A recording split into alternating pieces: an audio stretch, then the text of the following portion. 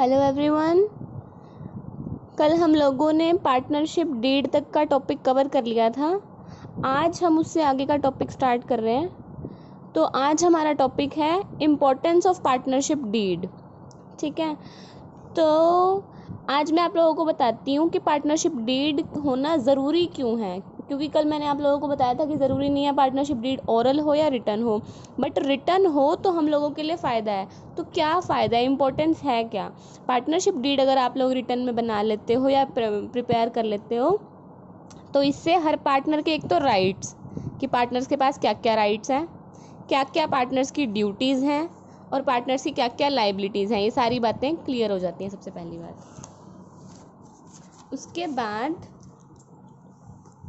कोई भी तरह की मिसअंडरस्टैंडिंग हो जाती है पार्टनर्स के बीच में या फिर कोई डिस्प्यूट हो जाता है, तो उस केस के अंदर कोई भी मिसअंडरस्टैंडिंग अगर हो जाती है या कोई डिस्प्यूट हो जाता है तो उस केस के अंदर आप पार्टनरशिप डीड का यूज़ करके उनकी सेटलमेंट कर सकते हो।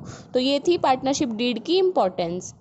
ठीक है, उसके बाद आज हमारा टॉपिक है rules applicable in the absence of partnership deed. अगर आप पार्टनरशिप डीड नहीं बना रहे हो, क्योंकि एज सच कुछ कंपल्शन नहीं है पार्टनरशिप डीड बनाना, अगर आप पार्टनरशिप डीड नहीं बना रहे हो तो कौन कौन से रूल्स हैं जो अप्लाई होंगे? फिर वही रूल्स अप्लाई होंगे जो इंडियन पार्टनरशिप एक्ट में हैं। ठीक है, प्रॉफिट शेयरिंग रेशो क्या रहेगी? प्रॉफिट शेयरिंग रेशो इक्वल रहेगी, 1:1 में आप प्रॉफिट शेयर करोगे। इंटरेस्ट ऑन कैपिटल, अगर आप पार्टनरशिप डीड नहीं बना रहे हो तो आपको इंटरेस्ट ऑन कैपिटल नहीं दिया जाएगा, इंटरेस्ट ऑन कैपिटल नहीं पे करना। ठीक है, ऐसे ही interest on no interest, same interest on drawings भी आप लोगों को पे नहीं करना, no interest. Salary to a partner, किसी भी पार्टनर को सैलरी भी नहीं दी जाएगी, नो सैलरी।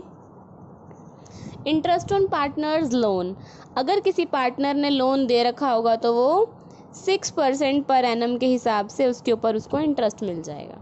ठीक है, ये वो रूल्स थे जब आप पार्टनरशिप डीड नहीं बना रहे हो तो आप इन सबको फॉलो करोगे। क्या क्या? प्रॉफिट शेयरिंग रेशो आपकी इक्वल रहेगी, 1:1 में आप अपने प्रॉफिट्स को शेयर करोगे।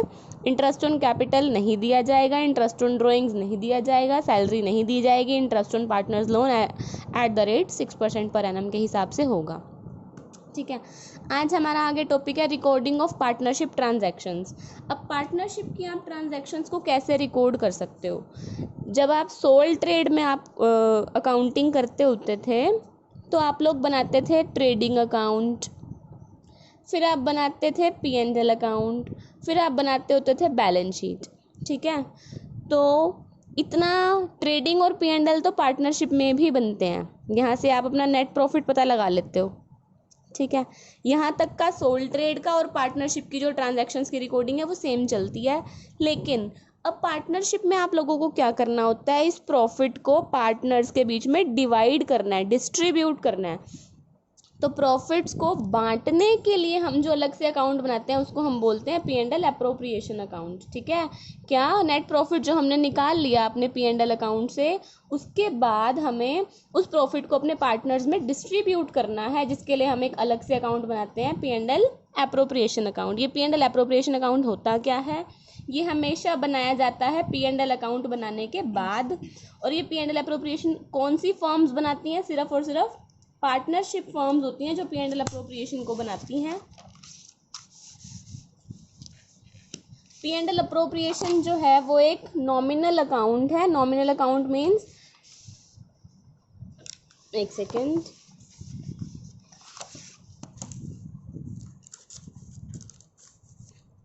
P&L अप्रोप्रिएशन जो है वो एक नॉमिनल अकाउंट है। Nominal account means debit all the expenses and losses,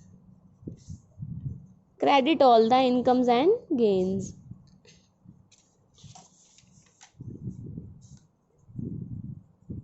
तो इसी तरह से P&L अप्रोप्रिएशन के ऊपर भी नॉमिनल अकाउंट अप्लाई होता है। जो भी खर्चे होंगे वो सारे आपको डेबिट करने हैं, जो भी इनकम्स होंगी वो सारी आपको क्रेडिट करनी है इसके बीच में भी। और इसमें क्या होता है? Shows the distribution of profit among the partner, जिसमें आपको प्रॉफिट को डिस्ट्रीब्यूट करना होता है।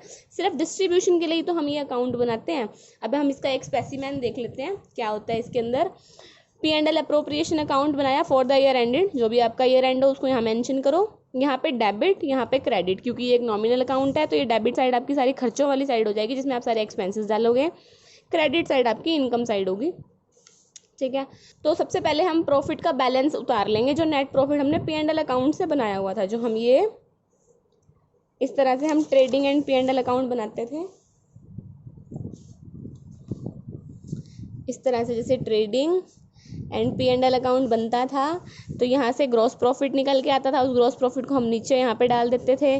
उसके बाद यहाँ से ये नेट प्रॉफिट निकल के आता था, जिसको हम पहले तो in case of sold trade हम इस नेट प्रॉफिट को कैपिटल अकाउंट में ट्रांसफ़र करते थे ना, तो अब हमें क्या करना है, पार्टनरशिप के अंदर इस नेट प्रॉफिट को अप्रोप्रिएशन में ट्रांसफ़र करना है। तो हमने ये वाला P&L उठाया, ये वाला।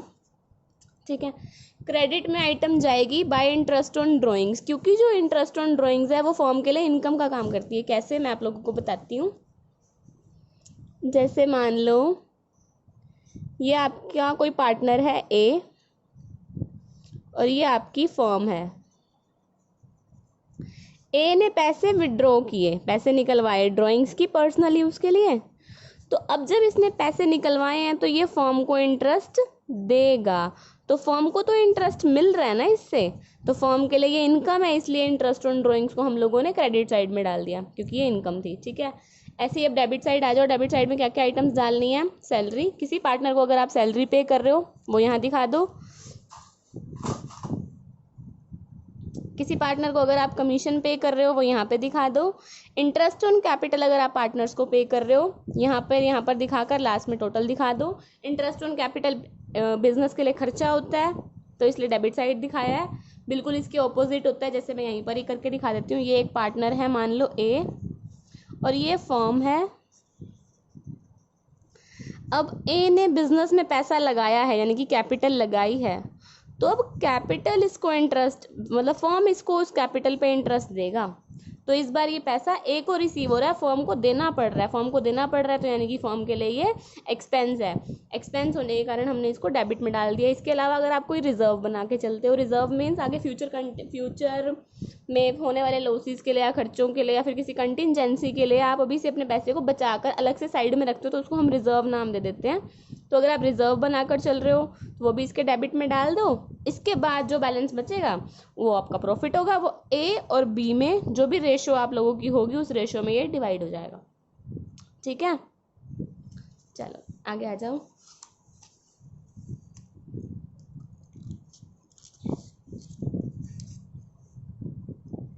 अब हमारा टॉपिक है कि P&L अकाउंट और P&L अप्रोप्रिएशन अकाउंट में डिफरेंस क्या है, फ़र्क क्या है। P&L अकाउंट जो है वो ट्रेडिंग अकाउंट के बाद बनाया जाता है। जैसे मैंने आप लोगों को बताया कि पहले आप ट्रेडिंग अकाउंट बनाते थे, उसके बाद आप प्रॉफिट एंड लॉस अकाउंट बनाते थे। लेकिन P&L अप्रोप्रिएशन क्या है, प्रॉफिट एंड लॉस के भी बाद बनता है। पहले ट्रेडिंग बनेगा, फिर P&L बनेगा, उसके बाद P&L अप्रोप्रिएशन बनेगा। तो P&L अकाउंट ट्रेडिंग के बाद बनाया जाता है और P&L अप्रोप्रिएशन P&L अकाउंट के बाद बनाया जाता है। ठीक है, P&L अकाउंट आप क्यों बनाते हो, ताकि आप नेट प्रॉफिट या नेट लॉस का पता लगा सको, और आप अप्रोप्रिएशन क्यों बनाते हो, ताकि आप उस नेट प्रॉफिट या नेट लॉस को पार्टनर्स के बीच में डिस्ट्रीब्यूट कर सको।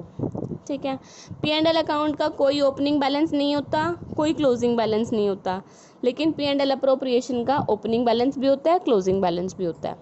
ठीक है, और जो P&L अकाउंट है वो पार्टनरशिप के हिसाब से नहीं बनाया जाता, क्योंकि इसको तो जो सोल प्रोप्राइटर्स हैं वो भी प्रिपेयर करते हैं।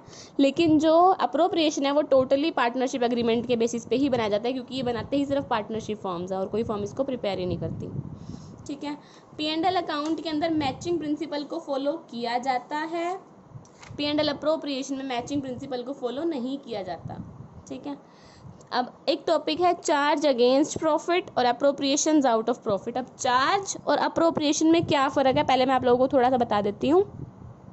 चार्ज ऐसे खर्चों को बोला जाता है जो आपको करने ही करने पड़ेंगे हर हालात में, चाहे लॉस हो, चाहे प्रॉफिट हो, चाहे फर्म के पास पैसे हों या पैसे ना हो, हर हालात में आप लोगों को जो खर्चे करने ही करने पड़ेंगे, पेमेंट करनी ही करनी पड़ेगी, ऐसे खर्चों को हम चार्ज बोलते हैं।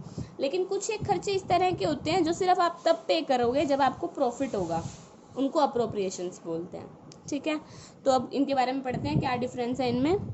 जो चार्ज अगेंस्ट प्रॉफिट आता है उसको आप कहाँ पे डेबिट करते हो, P&L अकाउंट में। ठीक है। और जो अप्रोप्रिएशंस होते हैं उनको P&L अप्रोप्रिएशन में डालते हो। जो चार्ज वाले खर्चे होते हैं उनको आपको करना ही पड़ेगा, चाहे आपकी फर्म को लॉस ही क्यों ना हो रहा हो।